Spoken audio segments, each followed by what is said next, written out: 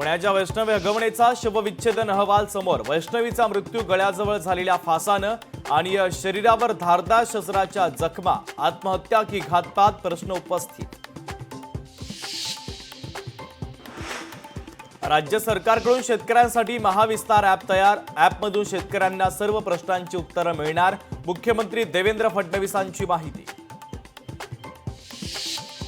Bogus बियाणांचे प्रकार रोखण्यासाठी सरकारची कठोर पावलं। प्रत्येक कृषी केंद्राबाहेर लिंकिंगचा बोर्ड असेल। लिंकिंगचा गैरवापर केल्यास कारवाई करणार। फडणवीसांचा थेट इशारा। शेतकऱ्यांना कर्ज देताना सिबिल स्कोअरची मागणी होणार नाही। शेतकऱ्यांकडे सिबिल स्कोअर मागणाऱ्यांवर कारवाई होणार। फडणवीसांची माहिती। मंत्रिपदाची शपथ घेतल्यानंतर छगन भुजबळ उद्या नाशिकच्या दौऱ्यावर। नाशिकमध्ये ठिकठिकाणी भुजबळांचं जंगी स्वागत होणार।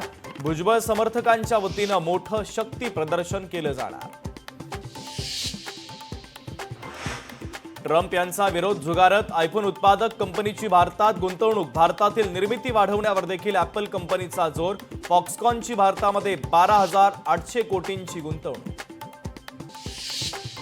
छत्तीसगडमधील नारायणपूरमध्ये 26 नक्षलवादी ठार। चकमकीत एका जवानाला वीरमरण तर एक जवान जखमी। पाकिस्तानसाठी हेरगिरी करणाऱ्या ज्योती मल्होत्राला अटक। ज्योती मल्होत्राची डायरी पोलिसांच्या हाती। डायरीमध्ये पाकिस्तान फिरल्याचा उल्लेख। कोकणात जाणाऱ्यांसाठी खुशखबर। मुंबईतील माझगाव पासून मालवण, विजयदुर्ग आणि रत्नागिरीपर्यंत जलवाहतूक सुरू होणार। राज्यात आजही मान्सूनपूर्व पावसाची शक्यता। मुंबई आणि उपनगरात येलो अलर्ट। मेघगर्जनेसह मुसळधार पावसाची शक्यता।